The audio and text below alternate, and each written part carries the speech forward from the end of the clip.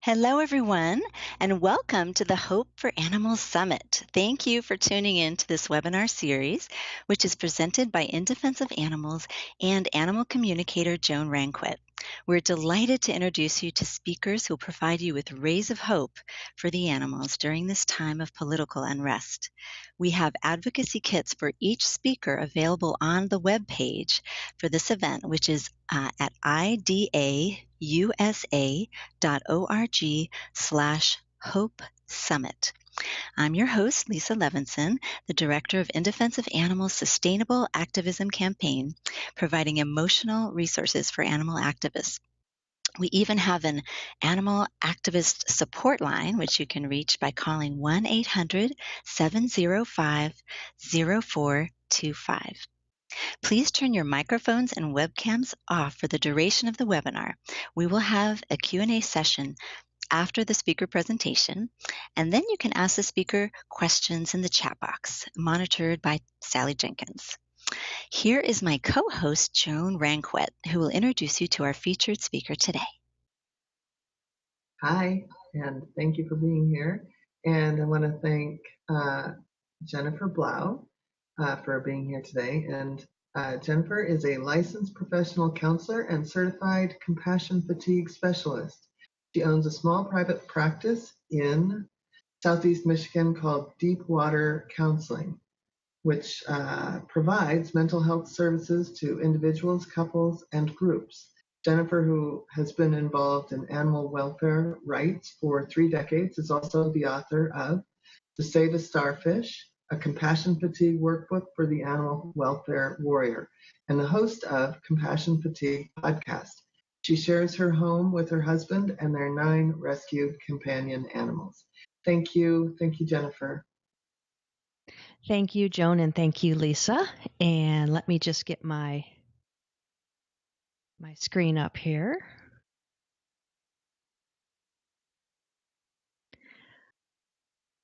Okay, I'd just like to thank everyone for joining us today. And for those of you who maybe had not seen me before, earlier I did a series on fighting compassion fatigue. And by now you're probably all aware of what compassion fatigue is. So we're not going to go over the symptoms of compassion fatigue. What we're going to talk about today are a few things that you can do to really start to cultivate compassion satisfaction. So if we think about compassion fatigue being kind of an extreme sort of emotion that's kind of heading toward burnout, the opposite extreme is going to be that compassion satisfaction. So what exactly is compassion satisfaction? Well, according to ProQual, which is the Professional Quality of Life Scale, according to their website, compassion satisfaction is really the pleasure that you get from being able to do your job. So, for example, it's those little victories that we have during our work, either professionally or maybe it's on a volunteer basis. So, compassion satisfaction would be those little victories, such as placing an animal in a home, saving an animal from the streets, passing a new animal protection law. It's those, like I said, those little victories that make this job worth it. And again, it's the opposite of compassion fatigue. So really the question is, how do we manage compassion fatigue and also create more satisfaction in the work that we do? If you haven't heard of it already, the Professional Quality of Life Scale, which can be found at www.proqol.org, proqual.org, that is a free self-assessment that you can take that measures things like compassion fatigue, burnout, secondary trauma, as well as compassion satisfaction. You can kind of get a baseline of maybe where you're at. So the things that we're going to cover in this webinar today are, again, some ways we can go about cultivating this compassion satisfaction. So we're going to talk about establishing healthy boundaries, something I think a lot of us, including myself, have struggled with. changing some unhelpful thinking patterns that, again, many of us struggle with. Learning to manage anger, which I think is kind of an emotion that is very inherent in this kind of work. When I worked in animal control and at animal shelters, I had a lot of anger myself. And of course, when I was transitioning from vegetarian to veganism, and learning about like the dairy industry and things like that, my anger was off the charts. So we're going to talk about ways that you can really start to let go of some of that anger to better care for yourself. And then, as you know, self-care is really one of the main things to combat compassion fatigue. And so we're going to do a little stress management exercise at the end of this presentation, and it's going to teach you how to listen to your body and let go of some stress. And this is something that you can do on a daily basis, and it's really one of my favorite stress relievers. So I'm going to teach you that. All right, so right now we're going to talk about establishing healthy boundaries. So, what kind of boundaries do we have? We have all sorts of boundaries. So, if you think about it, we have physical boundaries, emotional boundaries, boundaries with time, financial boundaries. So, all different kinds of boundaries. And then within those boundaries, we have three main types. So, we can have very hard, very rigid boundaries. We can have very porous or very soft boundaries. And then we have in the middle healthy boundaries. But before we talk about healthy boundaries, let's talk about the opposite extremes, the type of boundaries that can kind of get us into trouble, hurt us in the long run, and definitely contribute to some compassion fatigue. So I know that everyone listening here has probably got huge hearts, right? And we give and we give and we give. And a lot of us probably have very soft boundaries. And the way I like to illustrate this is I like to use the analogy of a fence. And so with soft boundaries, if you're able to see the slide here, you can see that there's these beautiful, wide open, rolling hills and these fields, and there's really no barriers there. So if this was your land, your neighbor could come walking along your land. There's no barrier, there's no fence to keep anything out, right? And so that's how a soft or a porous boundary is. Kind of anything can get into us. Some of the characteristics of having soft boundaries would be having a really hard time saying no to others. This may be due to, maybe we feel guilty. Sure, I'll work on a Saturday, even although I've worked 12 days in a row. Sure, I'll take one more foster animal home, even though I don't have any room. Maybe this is out of people pleasing or animal pleasing, and so we really don't like to say no to others because it makes us feel very uncomfortable. We are sometimes too dependent on what other people think of us, and so again, that goes back to the hard time saying no. What will so and so think of me if I deny their request? I feel this need to give, to give, to give, and so if I have boundaries, I don't feel like I can do that, and that feels uncomfortable for me. People with soft boundaries might overshare information, or they might be over involved with other people's problems. And you probably all know someone in your life who has a difficult time with this. They share way too much personal information, and they're way too kind of up in everyone else's business. It's because they just have very soft and loose boundaries.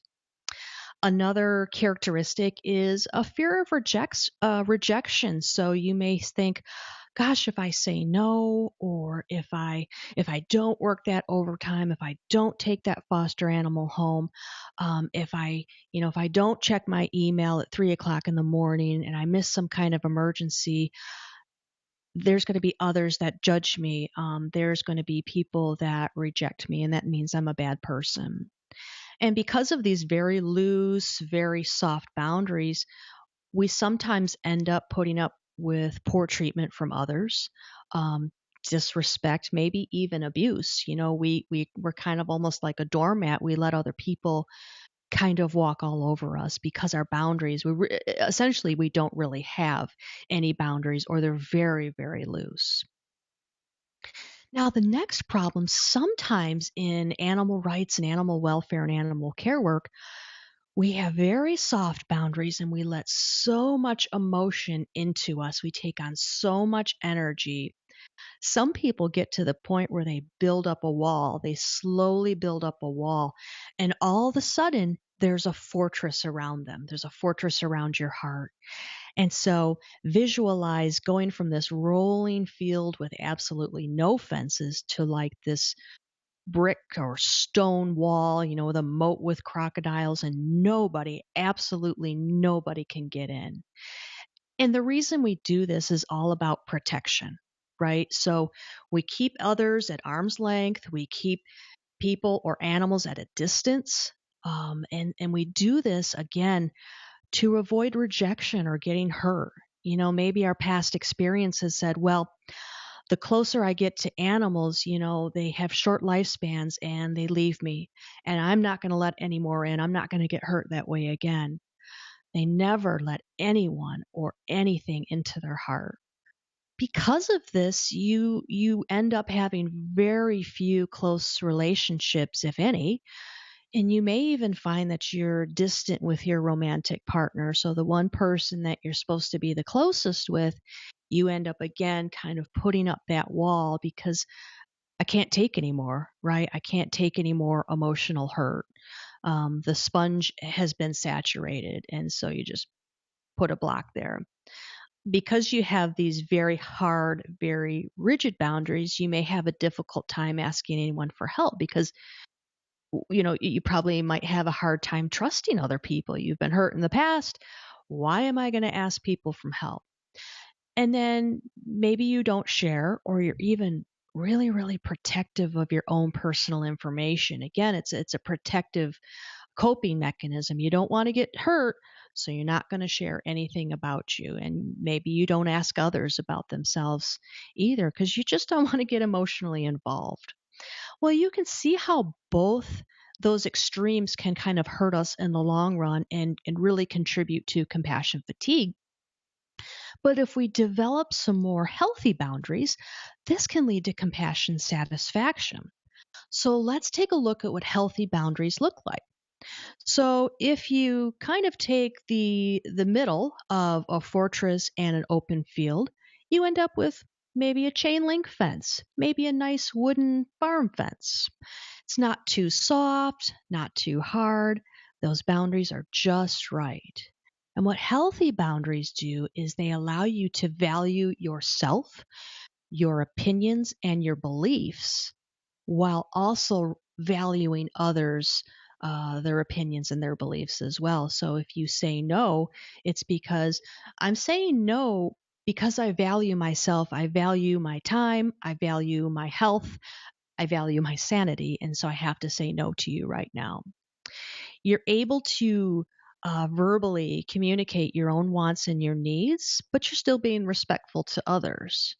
You share information about yourself appropriately, so not too much, not too little, just the right amount of personal information. And again, you've learned how to say no to others when it's necessary, but you also accept when others say no to you. And establishing healthy boundaries is tough. It is not an easy thing. It's something that takes practice, right? Because you had either your soft boundaries or your rigid boundaries for probably however long you're alive. And also, there might be a little resistance from others when you first start to establish these healthy boundaries. What do you mean you're not coming in on Saturday? You've worked on Saturdays every time I've asked for the past 75 years, right? So, what's going on? And you just have to keep at it and maintain your healthy boundaries for your own sanity. And this is going to lead to more satisfying work on your part. But if I let anyone in, I'll get hurt. Okay, that's a very common thought when you're trying to establish healthy boundaries, but that is a thought. It's what we call an unhelpful thinking pattern. You're making an assumption that if you let anyone in, that they're going to hurt you. So now I want to talk about some unhelpful thinking patterns that lots of us have. It's not that you're wrong or you're bad. It's just that for whatever reason, maybe part of it's your temperament, part of it's how others, parents and other adults in your life modeled their type of communication styles with you. And so over time, we develop these unhelpful thinking styles. And so I want to just briefly go over each of these styles and see if you recognize any of these within yourself. So, the first one that I like to talk about is called the mental filter. And this basically involves a filtering in and filtering out type of process. It's almost like tunnel vision. And so oftentimes this means there's a situation and you filter out all the positives and you hone in on that negative. And because I'm from Michigan, we have a city, Traverse City. It's the cherry capital of the world. And so I use this analogy of you work at a cherry factory and your job is to watch all the cherries go by and pick out all the bad cherries so that they don't end up going to market. And you're so trained at looking for the bad cherries, you miss the thousands and thousands of good cherries that go by. And this is what the mental filter does. You can be having a great day, and then one bad thing can happen, and you filter out all the rest. And I've had a horrible day because you're focusing in on that one negative thing. And that really, it just hurts us in the long run when we do that. The next one is predictive thinking. This could also be known as jumping to conclusions, right? Something happens and we just assume we know what's going to happen. So it goes back to the boundaries, right? Well, if I let that person in, if I let that animal into my heart, they will hurt me. So it's not really based on fact, it's based on an assumption on something we think might happen in the future, but we really don't have that evidence to back us up. And by making these assumptions, again, we're just hurting ourselves. Now, personalization involves kind of blaming yourself for everything that goes wrong, even if it's not completely your responsibility. This is very common in a lot of my clients that work in animal care and animal welfare type jobs. So, for example, if you happen to work at a shelter and an animal has to be euthanized, a lot of people will take on 100% of responsibility for that. And I say to them, well, look at it in a sense of a pie. So picture kind of a circle and it's divided up into pie pieces. Realistically speaking, what percentage of that responsibility pie is yours? You did not spay or neuter your animal, right? That caused it to have the puppies, that caused those puppies to become unwanted, that caused those puppies to be dropped off at the shelter, right? To be unsocialized and therefore maybe don't qualify to be put up for adoption. So there's a lot of people and factors that are responsible for that final decision. And just because you happen to work at the shelter and weren't able to save that dog, you really only own a teeny sliver of that responsibility pie. But a lot of people walk around with the weight of the world on their shoulders. They take the 100% of that responsibility when it's really not their responsibility to do so. And it just really causes harm to us in the long run. So let's move on to the next one, dichotomous thinking or black and white thinking. It's, and you've probably known people, it's either all good or it's all bad. There's no gray area in the middle. So people are all bad, they're all good. So it's that extreme either or. And that gets us into trouble again, because if we say, well, all people are bad, really that's going to have a negative impact. No one's responsible for their animals. Everybody abuses animals. Well, that's actually not true. It can feel that way. But again, we don't really have the evidence to back that up, even though it can feel that way sometimes. Um, so just staying on the feeling here for a minute. So emotional reasoning is another type of unhelpful thinking style, and that basically is I feel, therefore it is, right? So I feel like most everybody abuses their animal. Well, we don't really have the proof to back that up, but we just feel it, so it must be true. And again, you can see how that would hurt you. So catastrophizing basically happens when we kind of blow things out of proportion, right? We view the situation as just horrible, just the end of the world, when really if we step back, we can say, okay, rationally we can think about it and say, okay, this is a tough situation, but we're going to get through this. We've gotten through this before. Let's tackle this, instead of, oh my God, this is the end of the world kind of thing. And again, we all have some of these thinking styles, and it really takes practice to change that thinking. So let's talk about the next one. The next one is labeling. And when we label ourselves and others, we end up making kind of these global statements, these general statements. And unfortunately, labeling, what gets us into trouble is this can lead to things like stereotypes and prejudices. So again, labeling is also putting like labels. Oh my God, I made a mistake. I'm so stupid, right? Well, no, you made a mistake. It doesn't mean that you yourself are stupid. Of course, we talked about emotional reasoning, so let's talk about should and should not. This is a helpful thinking style when you say to yourself, well, I should not get drunk and get behind the wheel, right? So that's where that thinking style can help. But if we always say, oh, I should work on Saturday, even though I haven't seen my family in, 72 days. I've been working straight. I really should take that animal home, even though I have 15 and my husband will kill me if I bring home one more kitten. I can't afford it, but I really should. I should not. That just really kind of, um, really places a lot of pressure on us and almost sets us up for disappointment when we're always saying, I should do this, I should not do this. And so the last one I want to talk about is magnification and minimization. And I see this in so many of my clients whose self esteem really is dependent on the work they do with animals. And I will be the first to admit that I really, really struggled with this. And honestly, it's something I still have to manage on a daily basis, is trying to get my self-esteem from other things internally rather than just my work around animals. And so what magnification and minimization do is you say to yourself, you you notice all the negative things about you, and then you notice all the positive things about everyone else, right? And I call this kind of the Facebook mentality. Sometimes you look on Facebook and everyone has perfect children, the perfect marriage, the perfect house, the perfect. And it's just not reality.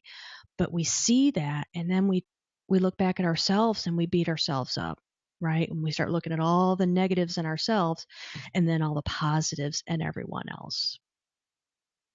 So the ABC model of thinking is you have this activating event. Okay, so let's take our shelter example again. So it's kitten season. It's coming up on us. Somebody brings in a box of kittens. Okay, so that would be the activating event. That event leads to a belief. So maybe the belief, this was my belief when I was working in a shelter. Why can't anyone take responsibility? Can't anyone spay or neuter their animals? Blah blah blah. All these like really bad beliefs and bad thoughts. The consequence is I would become very angry. Maybe I would go in the back and cry. I would go home and not want to be around anyone. I started not to trust people. I started to isolate myself, and depression set in. So you can see that basically my thinking style, my belief led to this whole host of consequences that were all negative to me, right? So that person who dropped off the box of kittens, they went on their merry way, and I was the one that was left feeling really, really bad. So what happens if we change the belief? Okay, so we have the same activating event, but we change our belief. Okay, gosh, maybe this person just is not as educated as I am regarding spaying and neutering.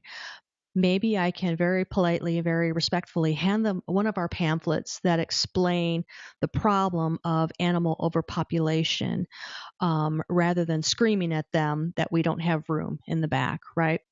Well, if I have that kind of thinking style, what are the consequences, right? Maybe my whole day isn't ruined, right? I don't appreciate having this box of kittens and nowhere to put them, but maybe I've educated one more person that day, right? And maybe they'll think next time, maybe they'll get their cat spayed or neutered.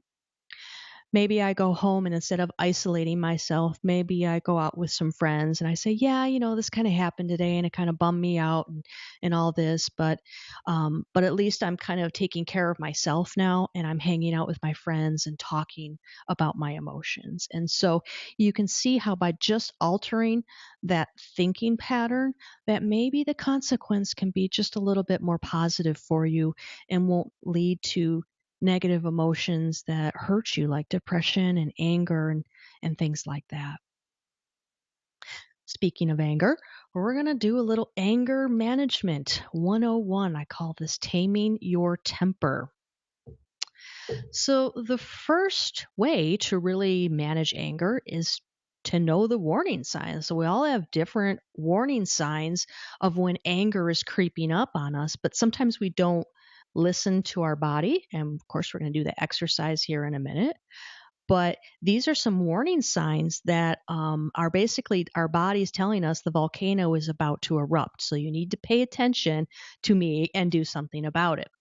So, for those of you who can't see the screen, I'm just going to read off some warning signs of anger and see if you recognize any of these in yourself for when you are starting to get angry. So, maybe for some of you, it can be an increase in the heart rate. Your heart starts to beat fast. Your breathing becomes very rapid or very shallow. Maybe you kind of clench your fists or you clench your jaw. Maybe you get all tight muscles. You might feel dizzy. You might have a headache start to come on. Maybe your stomach starts to hurt. That's a big one for me when I get upset. Maybe your hands start to shake a little bit. Your whole body trembles. Maybe you get a little hot. Your body becomes hot. Your face becomes flush. You start to sweat a little bit. Maybe you even become a little anxious or even sad right before you get angry. Maybe you begin kind of pacing around the room. You start to become a little aggressive. Maybe you even get to the point where you start hurling things across the room or you start hitting things. You might just burst into tears. You might even become the person that becomes abusive towards others. Maybe you yell and scream at them and call them names. Or maybe you're the type of person that's the quiet before the storm, right? So you just get like very, very almost eerily quiet when you're angry. Of course, there's the kind of obvious frown and scowls look on your face, or maybe you tend to lose your sense of humor when you're angry. And so there's a few things you can do that when your body starts giving you these warning signs, there's a few things that you can do before that volcano erupts, right? And you're in the red zone. So some of the things that you can do is just stop what you're doing and count to 10 or more. So, what we know about the brain is counting. For some reason, counting can actually trigger the relaxation response within the brain. So, we used to think that once the autonomic nervous system kind of went on alert and went into fight or flight mode, there was nothing we could do to stop it. We now know that that's not true. We actually can control anxiety and anger and stress simply by making some changes within our body. One of those changes can be deep breathing or meditation. We can listen to soothing music that's going to kind of bring that baseline back down.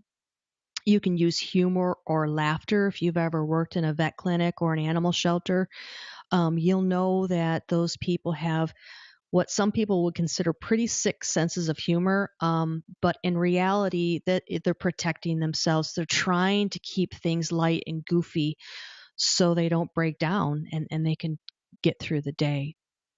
And that's a healthy thing to do. Take a quick break, take a time out. The world is not going to come to a halt if you take a 10-minute walk. Okay, just walk around the block if you have to. Run into the bathroom and do some deep breathing. No one will bother you there, right? Go for a walk outside in nature. If you can, there's just a lot of positive benefits to nature. So, the fresh air, the vitamin D from the sun, the walking is going to release those feel good hormones and reduce the stress hormones. You want to work out regularly so that your body is already kind of conditioned to be a little bit more resilient.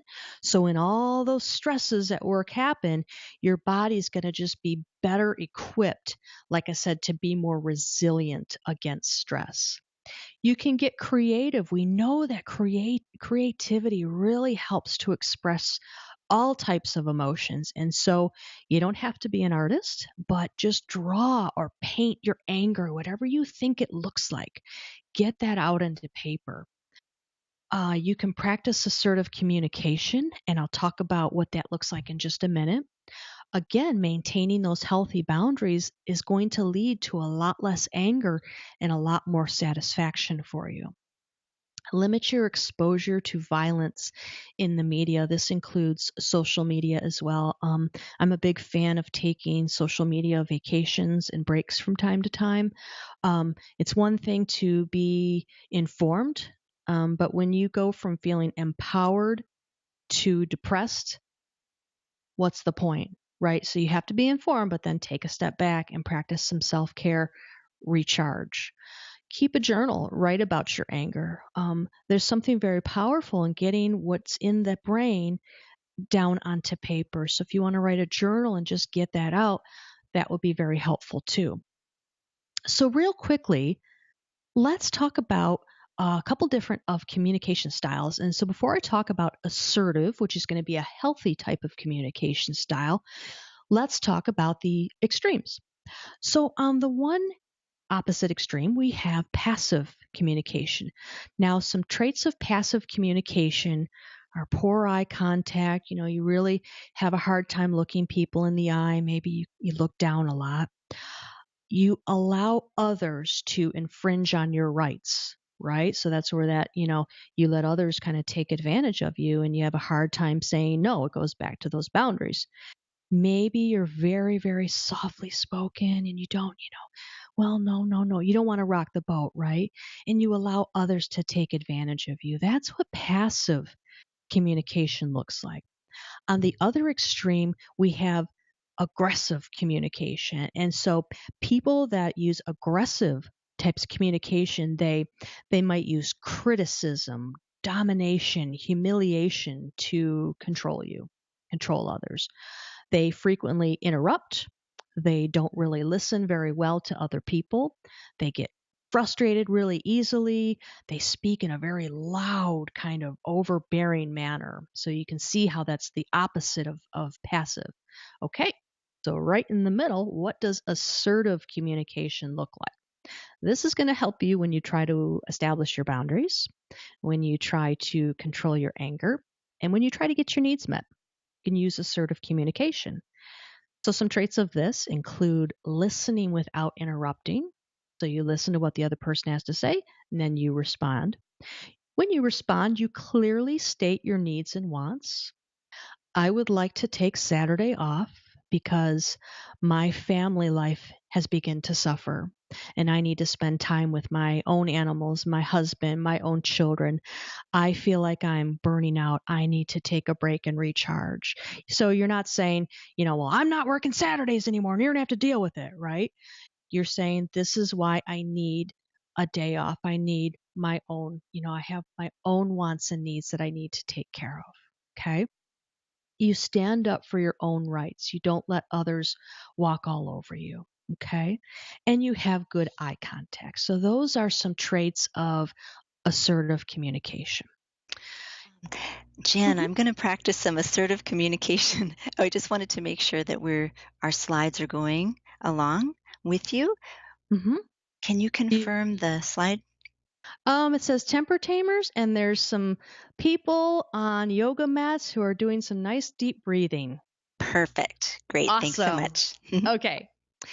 So, just a few more temper tamers, as I like to call them. You can, and nice communication, by the way, Lisa, that was excellent. So you could talk it out with a mental health professional. That could be a psychologist or a social worker or a counselor. Maybe you could join a support group and, be with peers who are struggling with the same thing. You can write a letter about what you're angry about and then rip it up, bury it in the ground, throw it in the fire, just destroy it. Or you can do one of my favorite activities, and this is how we're going to end the presentation today. We're going to learn progressive muscle relaxation. I'm sure that some of you are aware of this, but for those of you who aren't, like I said, this is just one of my very favorite things to do. And so I want to take you through just kind of a quick version of this. You can use this on your own and slow it down, or you can do it really quickly. If, like I said, if you need to escape to the bathroom for 5 minutes because people are driving you crazy, you can do this and just sit there and do this quick exercise. And again, the point of this is a lot of times we walk around and we're like, "Ugh," we're so tense and we don't even, gosh, why do I have a headache? Well, maybe because I'm walking around like this. And so by practicing progressive muscle relaxation, we're really training our body, just like going to the gym, training our body to be strong and to be flexible and things like that. This is going to train our body and our brain to calm itself down, which is going to help with anger, anxiety. I like to use this right before I go to bed to help with sleep. Some people actually get energized by it, use it in the morning. So you play with it a little bit and see what works for you. Before we do this exercise, if you have any kind of medical condition that you would be aggravated by tensing muscles, I don't want you to do this exercise. And if you're listening on the phone and driving or doing something physical, please don't do this. So I'm just going to guide you through this. So if you feel comfortable, I just want you to close your eyes. And I want you just to take in a nice deep breath. If you can take in that breath through your stomach, you're going to get more oxygen to your brain. But don't worry about how you're breathing. Just take a nice deep breath. And the first thing I want you to do is I want you to take your right hand and I want you to make a fist. And I want you to clench your fist as tight as you can, like you're squeezing the juice out of a lemon.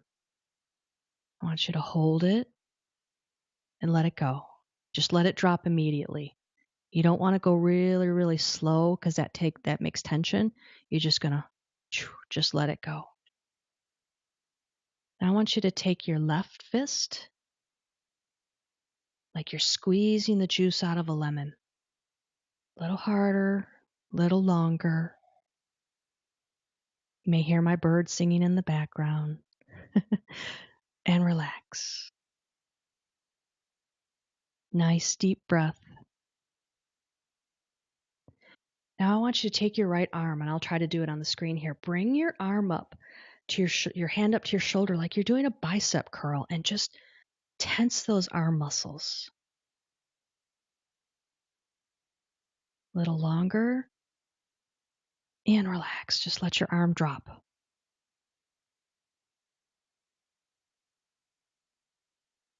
Now your left arm, bring it up like you're doing a bicep curl. Squeeze your biceps and your whole arm. Little longer, and relax.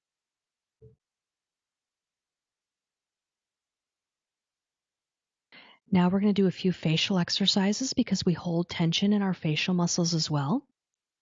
So I want you to raise your eyebrows to the ceiling as high as they'll go. Just hold it there and relax. Now I want you to squeeze your eyes shut. Scrunch up your face. Hold it and relax.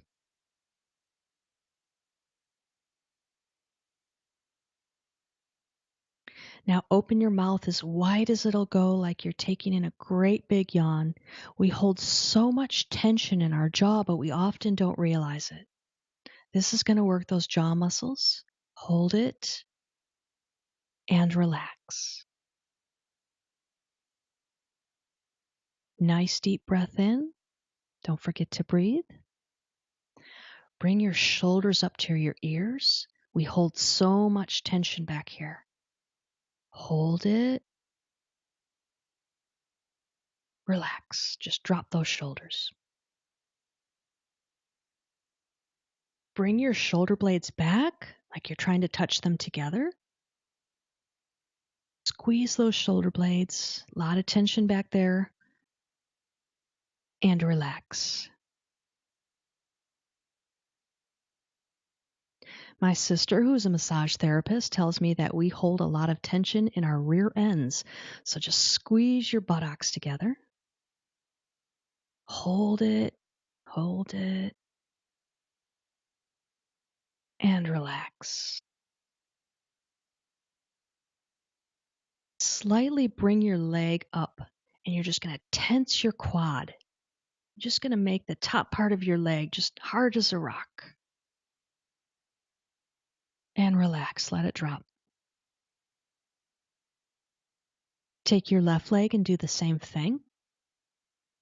Make that quad muscle hard. Feel what it's like to be tense, and then relax. Gently take your right leg and extend your foot, and very gently, so you don't get a cramp, you're just going to gently bring your toes in towards your body. You're going to feel just a nice stretch in that calf muscle. And relax. Let's do the same thing with our left leg. You're going to extend your leg out, bring your toes in towards you. Nice, gentle stretch. Relax. If you have room in your shoes, you're just going to very gently, so you don't get a cramp, take your right toes and just kind of curl them in. Not too hard, just a nice gentle. And relax. And then with your left toes, you can do the same thing. Not too hard, gently curl them in. And relax. Nice deep breath in. With your eyes still closed, I want you just to, from head to toe, I want you to mentally scan your body. Really pay attention to what your body's telling you. If you feel any lingering tension in any of those muscles, go ahead and work that area again. And when you're done, take a few deep cleansing breaths and then open your eyes. All right, I hope that was helpful for everyone. This is something, again, I really recommend that you practice on a daily basis. And so anytime you really need to relax or just kind of take a break, you can easily get your body into it. And doing this on a daily basis, you're going to start to be more in tune with your body.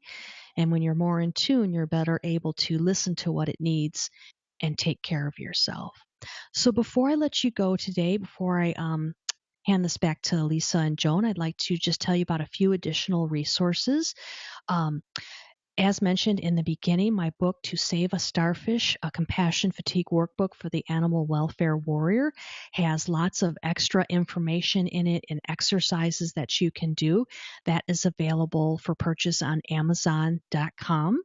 One of my latest projects is a new podcast. It is called the Compassion Fatigue Podcast, and we talk about everything from stress management to self-care tips, and just everything compassion fatigue related. And this podcast is devoted to you. So it's for animal rights, welfare, and care workers. And you can listen to it for free on iTunes, Stitcher Radio, Google Play, or you can also visit the compassionfatiguepodcast.com. And I really hope you'll check it out and contact me and let me know if there are any topics that you would like to see covered, and I would be happy to consider those for you. So thank you so much. I'm going to hand it back to the ladies, and we're going to take some questions. Wow, thank you so much. You did a fabulous job. This was perfect for me today. I'm so excited to have done that. I feel much more relaxed and in tune at the moment. So do I. Yay. So I'm wondering if anyone, Sally is managing our chat box. If anyone has any questions, any concerns or comments, you're welcome to just type them right into the chat box and we'll respond to them here. And if anyone has any questions, you're welcome to do that. Great. Thank you, Lisa. That was great, Jennifer. I love that exercise Thank at the end. Thank you. Fantastic. So it sometimes takes a moment for people to start typing in their questions. So we'll just give it a second for that to occur. Yeah. And also, Jen, if you want to turn off your the PowerPoint. Oh, I'm sorry. Yep. Thanks. Those are very cute piggy. I was You have a question, John? I was just going to say, I was really glad that was a chair exercise because I didn't know if it was going to be on the floor, if I would be getting back up to the computer. Thank you. Would you be napping by now? I would be out, yeah. Oh, you know what? I forgot to mention we talked about this, Lisa, and I forgot to mention it. Also at that website, the compassionfatiguepodcast.com, there is a free 15-minute guided meditation that you can download for another stress management exercise. So meditation can be kind of tough for some people. This is a guided meditation, so you don't have to do anything. Excellent. Thank you. So I have no questions as yet, but I'll give it a minute, everybody, if you want to. They've all fallen asleep. Yeah, I think so. Actually, I have a comment. I wanted to just remind everyone to access our advocacy kits. Each speaker has an advocacy kit, and Jen also has one. So you're welcome to check hers out. It's at idausa.org/Hope Summit.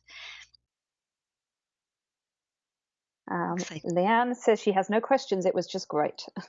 Thank you. Thank you, Leanne. Oh, I can see the chat box now. Thank you. Yeah, it's just up on that top right there. And I also want to say how much I appreciate what you shared, because this is what our In Defense of Animals Sustainable Activism campaign is all about. We're really trying to promote these sorts of resources, and so that activists can take better care of ourselves, and then we can also take better care of the animals. So it's really a win-win. Absolutely. It's Absolutely. really important. Yeah. So all of your resources that you're putting out there, all the podcasts, the more the better. And so we really encourage everyone. We're going to be posting these we have an animal activist online support group, which is on Facebook, and you can search for it under that name. And Jen is going to be posting her podcasts and letting people know about these resources there as well. Thank you. So I have a couple of comments from people. Kristen says, thank you so very much. I'm so happy you're all addressing this important topic. It helps to feel like we aren't alone. And then Sarah said she agrees, and self-care is so important for everyone in these times, and healers especially. And I think you had a comment or question, Joan. Did I? Yeah, I was just going to say that I really appreciate your walking through the progression of how people would become, isolated and feeling really upset from, seeing that a cat or a kitten has to be put down. Why isn't there anybody? You know what I mean? Like that whole progression is really, really clear. It's very common. Yeah. Yeah, absolutely. I can imagine. Yeah. Wonderful. Well, any other chats for us, Sally? Nothing. No, I think everyone is feeling good. Well, either that or they've left. Yeah. No, they're there. Oh no, They're no, it looks like everyone's here. It's just really this is the information that we need. This is the Oh, good. important, the details and all the steps that you brought us through. They're very concrete and things that we can do. We can do these, and I think it's so Yeah. important to practice this on a daily basis. And Excellent. also your work, just for everyone to know that Jen, I mean, she came from this background working in that industry with the dealing with shelter stress, and that can be Mm. really takes such a toll. So your ability to experience that and completely transform it so that you can help others is profound. Yeah, and it's not like I'm, this perfect person who has all the answers. I struggle with this every single day. I'm no longer in the shelter, but I'm still an animal rights activist. I'm still a vegan, and this is something I have to manage every single day. I am forcing myself to try a yoga class tonight Oh. because I do a lot of trauma work now, and you talk about that emotional energy. I got to go recharge. I have to go recharge, and so it's really something that you've got to put time and effort into and manage it every day. And just because I'm an expert doesn't mean that I'm immune from this. Absolutely not. Yes, and I can say that too, looking when you were going over the comments about, and the all of the signs of anger and those little all of the steps that you put on there. Those are really important because I can look at Yeah. that and say, I notice I've done that recently. So it's good Yes. to kind of take responsibility for ourselves and own some of our own behavior and being able to say, I Yeah. think I have the tools to change it, and you've also shared them with Yeah. us. So, Yeah, absolutely. And you don't know what you don't know. So Right. now you yeah. know. That's And very I true. Well, bring up. Oh, I was just going to say that also. It is amazing, even in the animal communication field. And I've been an animal communicator for 25 years, and now I have a whole program for people to become animal communicators. And the compassion fatigue there alone is it sounds like, oh, it's so fun, you just spend the day talking to animals, but a lot of times I'm helping, and all my students and graduates are helping people make really big decisions, and you don't want to be Mm, the one to say, yeah, your dog's ready to go. It's like that. yeah, It's a tough, mhm. but yeah. absolutely. So I feel like I want all of my students mandatory listen to Jennifer. Yeah. Yeah. Yeah. And Yeah, don't be it's true. surprised if you see Joan on a future podcast episode. So, There you go. Great. I have a Yeah. question. yes, ma'am. Marco says, girls, you are all wonderful. Jen, we would certainly need more compassion fatigue specialists. Maybe you could provide an idea about how to become one and how to spread the Mm. voice about the existence of that profession. That's a good question. So, of course, there are going to be several levels of this, and depending on the level is really dependent on what you can do with that. So, for example, let me just first explain the difference between coaching and counseling. Okay. So counseling is something that you need at the very minimum a master's degree in psychology or counseling or social work, something like that. Then you need so many hours, then you need to become licensed.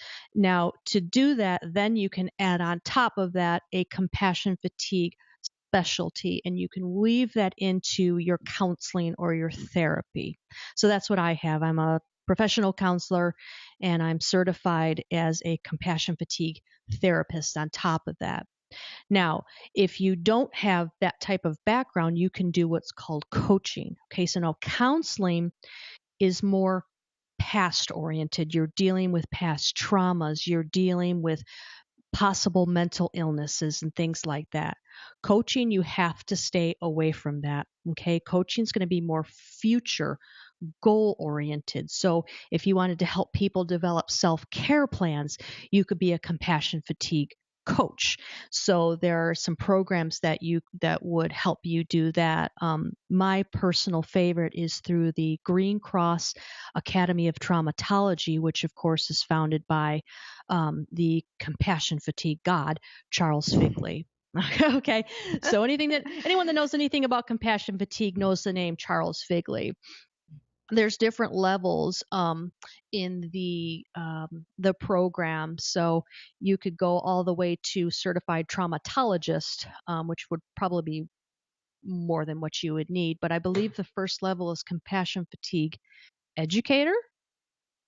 And that would qualify you to do some coaching. That would qualify you to go into shelters and vet clinics and give workshops, or have host your own workshops and webinars and things like that, or maybe you write a blog on the subject. But again, if you want to do full-blown counseling, you need to have that master's degree and the millions of hours in licensing and all that behind you.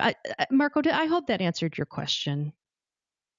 Thank you, Jen. That was I great. feel like I was rambling on and on. Hopefully no, that that's answered really, your question. it's important. That distinction is important. It's good to know the Yeah. difference and know what we can do depending on the type of training that we want to do.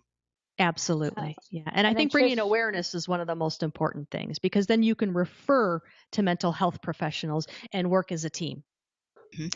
And I'll take this moment, this opportunity to say again that we do have an activist support line, which we do counseling on Yep. for in defense of animals, and the number there is 1-800-705-0425. And we do have trained counselors on the line. However, we don't do ongoing therapy. What we do is we refer for ongoing needs to a person like Jen, who's well trained and can meet the needs of individuals who need or prefer to have a relationship where they have ongoing contact with a person who can help them through some of these really stressful situations. Yeah. And I'm just reading this next comment. I don't know if you want to read it before I answer it, or. Sure. Yes, it was from Trish, and she said, "Thanks, Marco. That's exactly what I wanted to know too. I'm too old to go for an MA now in life, but I'm interested in helping humans suffering from compassion fatigue and PTSD with animal welfareists and activists." Yeah, so that's really a perfect example. So again, the coaching aspect is educating. So like basically what I did with this webinar, you're educating people as to what compassion fatigue is, helping them develop a self-care plan, and it's a lot of what we call psychoeducation. Okay, and then setting goals with your clients and meeting those goals and whatnot. Now, so you mentioned PTSD. That's something you can't do. You can't touch that without a some type of license and degree, because you're getting into mental illness now. You're getting into a lot of past trauma, and so basically being a compassion fatigue coach or a compassion fatigue educator, somebody comes up to you, you can then be that person who has that list of resources, and you say, oh yeah, okay, so if you think you're struggling with some PTSD or some clinical depression or something like that, I'd like to refer you to these people so they can go really in depth with therapy and someone that is trained to deal with trauma. I hope that answers your question. Yes, she said she did answer and said thank you for Excellent. clarifying. Yeah, that's a Excellent. great distinction to make. Great. Wonderful. Well, if that's all of our questions for today, then I want to thank everyone for joining us. This was really a pleasure to have people on board with us who are interested in this topic. It's so key that we spread the word to all of our active friends about the need for at least awareness of compassion fatigue and the symptoms, signs, and also how to treat it, and to know that there are people like Jennifer, professionals who can assist with this journey, because it is a healing journey. And so thank you, Jen, for sharing some of your wisdom with us today, and even some experiential tools. It was really excellent resource in action there. And of course, thanks to Sally and Joan for co-hosting this with us. And I will say we have our next Hope for Animals Summit speaker will be Dr. Toni Frohoff, coming to us next Tuesday. And she's going to be talking about her specialties, which are animals who live in the ocean: cetaceans, whales, dolphins, and also elephants. She has 2 specialties. So we look forward to hearing more from her then. So thank you to everyone for tuning in. And again, you'll have a replay link. We'll send it tomorrow for those of you who have registered, and you can receive the replay link in your email box tomorrow. Thanks so much, everyone. Thank And you. really take care of yourself. We'll all take care of Yeah. ourselves. We'll make a Right. pledge, an activist self-care pledge. Yes. All right, Thanks, everyone. ladies. Thank you. Have a wonderful day. Thank Bye. Take you. care.